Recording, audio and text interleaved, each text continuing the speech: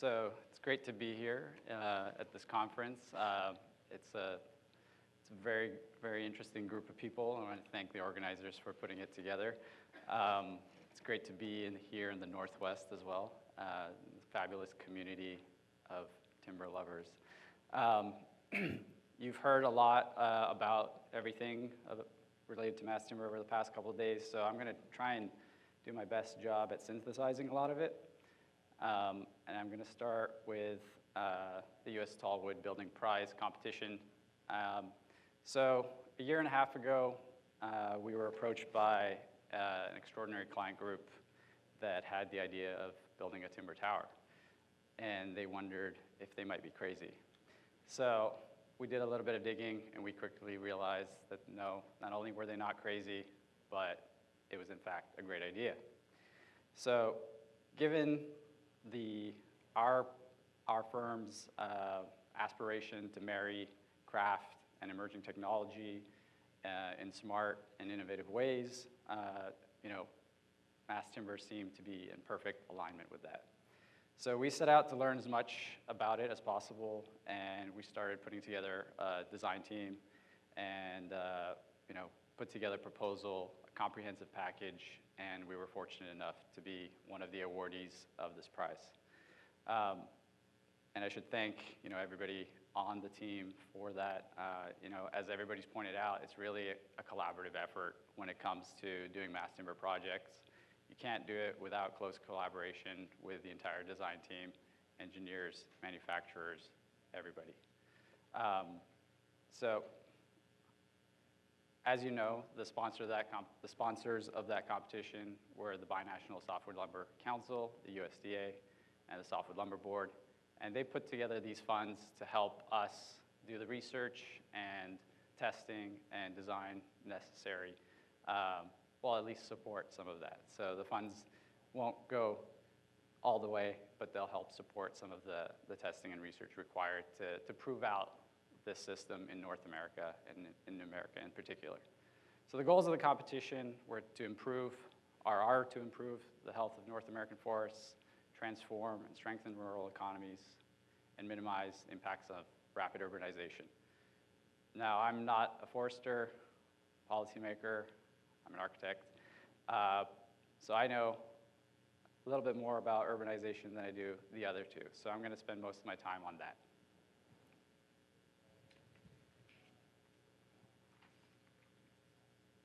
So you've probably seen a version of this slide at some point throughout the past couple of days, but it's really about this cycle that can be a mutual benefit between our rural and urban economies, our rural and urban areas. They seem on two disparate ends of the spectrum, but actually wood is the thing that can bring these two together. By creating value-added products that help to build our cities, and those funds going back and helping to improve the standard of living in those rural communities, we're also helping improve our urbanscape in a sustainable way. So since 2007, more than half of the world's population has been in urban settings. Today, it's about 55%, and by 2050, it's expected to be more than 2/3. So what does that mean for our habitats? In 2010, the US building sector was responsible for almost 45% of all greenhouse gas emissions. Good news is the building sector can also make the greatest impact on improving our greenhouse gas emissions. So architects, engineers, policymakers, and builders tend to think of themselves as makers of the built environment, but we are in fact mass consumers. So we're at the end of this complex chain where we make decisions on what products go into buildings, what elements are used to erect those buildings, and they have significant implications on the environment. So we need to start understanding that chain and start using that information to help inform our decision making. So two of my colleagues at Yale University, Alan Organsky, who designed the school in New Haven that you may have heard about from Chris, and Aeropernin have been doing some of this research into the embodied energy of different building materials. And I'm not going to go through all of it, but we'll take one example. On the right of the screen, you'll see 3 equivalently performing beams: a timber beam, a steel beam, and a reinforced concrete beam. And the embodied carbon in the steel beam is more than 3.5 times that of the timber beam. The concrete beam more than 6 times. So pretty clear where timber lies. When we look at it more broadly in terms of all types of building materials, you can see in every column, timber is the least impactful. So it's pretty clear. Timber, obviously, is a carbon sink. Our conventional building materials are carbon emitters. And that's due to, obviously, the carbon cycle and the power of the sun, which allows for this natural, renewable resource that we have, and is, also allows it to be one of the most energy efficient of these building materials. So the carbon stored in the mature trees, in the soil carbon layer, and then if we properly manage our forests, in those new upcoming growing trees, which actually grow and sequester carbon at even a faster rate than the mature trees.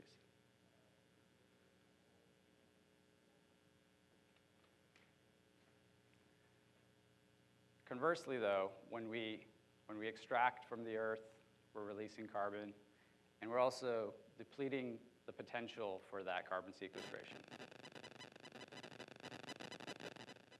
So I'm going to talk a little bit about land use patterns in terms of housing.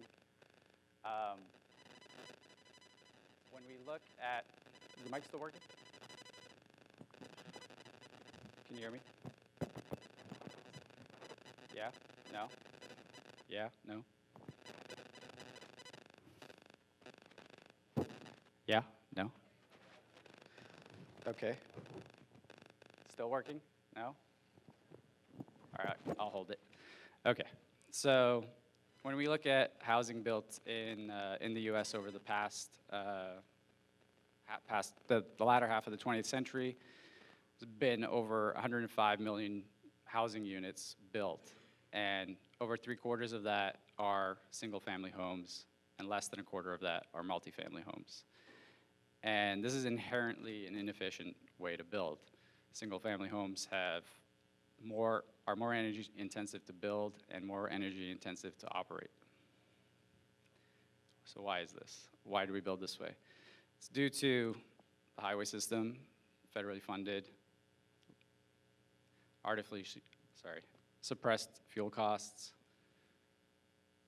the significant timber stocks that we have in this country that we're used to produce inexpensive building materials, and then the leapfrogging practices of allowing greenfield lands to be inexpensively developed.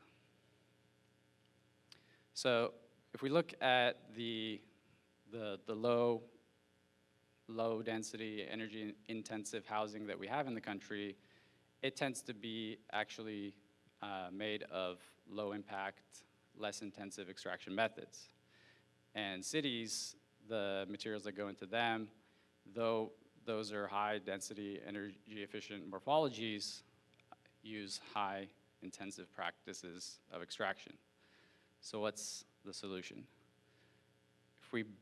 If we combine low impact extraction methods with high density building, then we have a potential solution. And I think we know the building material that can get us there.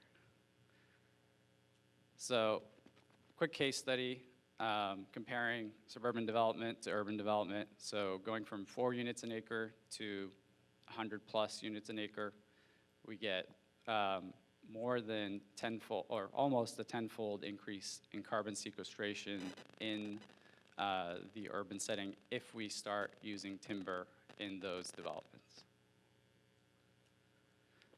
I think I said at the beginning that I'm not a forester, but I will try and hit on a couple points in this aspect. I think this is a great quote and it speaks to, I think Catherine on the first day during the tour also mentioned this, more CO2 can be sequestered synergistically in the products or wood, energy, and landscape together than in the unharvested landscape. So by having a market that demands more wood products and demands that our forests be sustainably maintained, we're actually helping to improve both the economy and maintain the health of those forests. So we can avoid some of these things that happen, forest fires and disease. The other part that I want to hit upon is the capacity of our forests. So currently we remove about half of the net annual growth from our forests, about 100 million board feet. And so we have another 100 million board feet available, potentially. It's also predicted that if we start to use timber in the building sector to a greater extent, there could be up to 7.5 billion board feet of demand for the building sector. So that's nowhere near what the forests are capable of delivering. So we have great capacity. A little bit about manufacturing and construction. So our firm does a great deal to dig into and understand the manufacturing and construction practices and have that feed into our design process.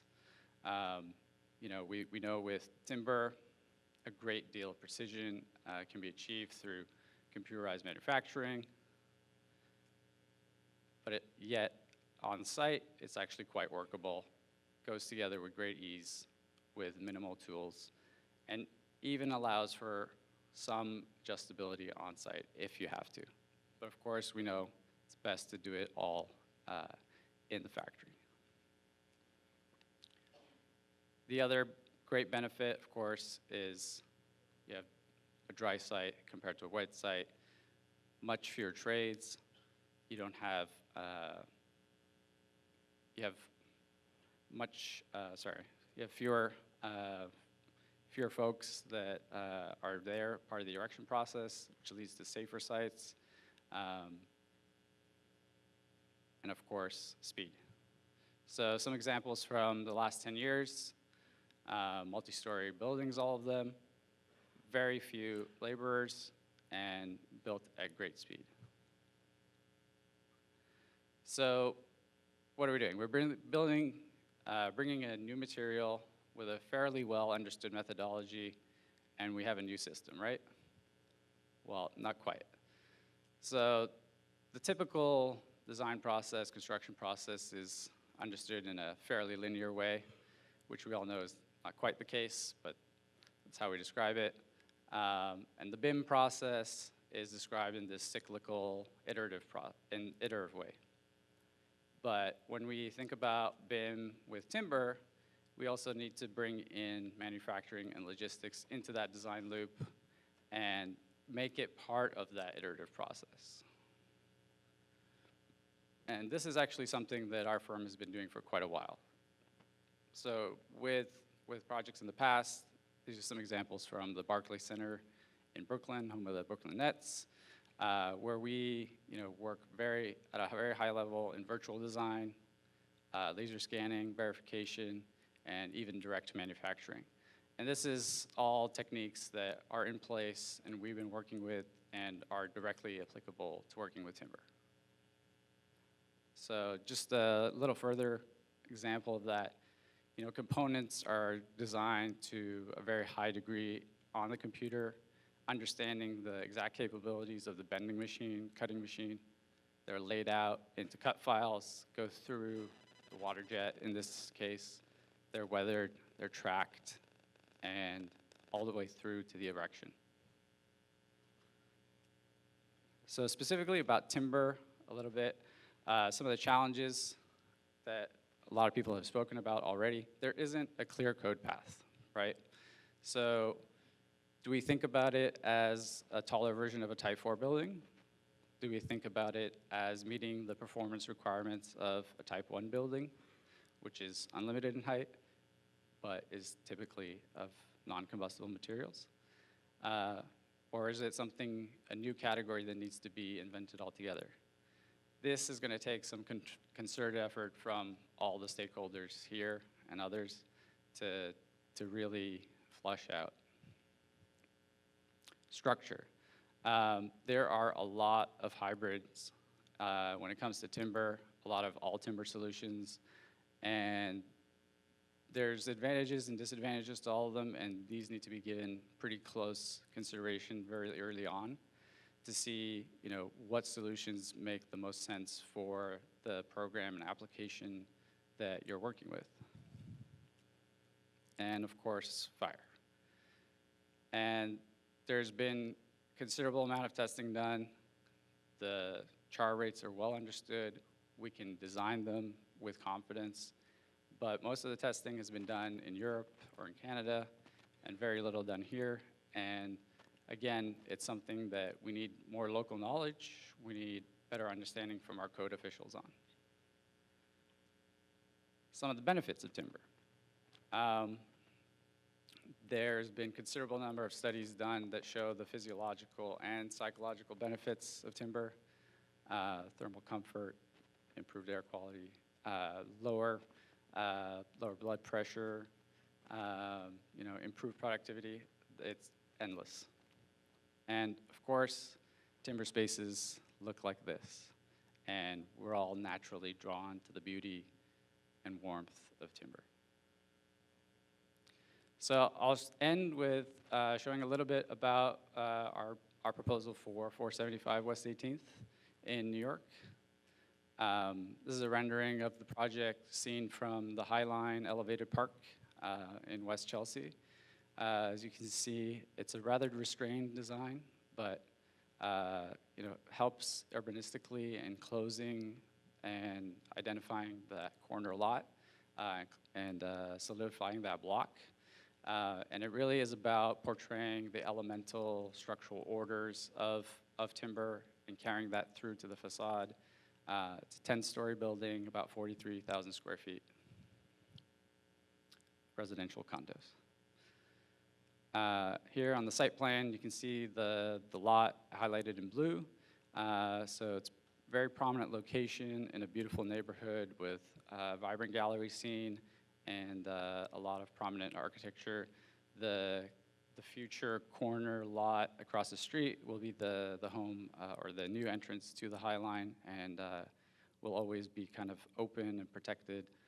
So it's a great opposite to our building. A little bit about the building components. It's a post and beam system, one-way beams and one-way CLT slab in the opposite direction, high efficiency envelope system, and a highly crafted cladding. Our aspiration for the interiors, really we want to portray the beauty of the timber and the living spaces and reveal them to the great extent, and then complement it with another set of materials and sun shading and other features. Some of the assemblies, again, this is something that has been touched on a lot before, but important to work through these assemblies early on, understand them, what are the implications of them, can they be coordinated through the trades, and ask these questions early on and work through them with your consultants. This is the model that's downstairs. If you hadn't had a chance to take a look, you might want to check it out. I think it really portrays the elemental qualities of this type of construction. So I started with carbon, and I'll end with carbon. A building our size, built of conventional materials, would emit approximately 400 tons of carbon dioxide into the atmosphere. Our building, conversely, hopefully, will sequester over 1,000 tons. Here's an image from the street. Again, you can see those, the order of the framework coming through. And then slowly, as you look through and you see into the interior, more and more layers of wood are revealed. And this is the final shot, looking at the exterior towards the west over the High Line.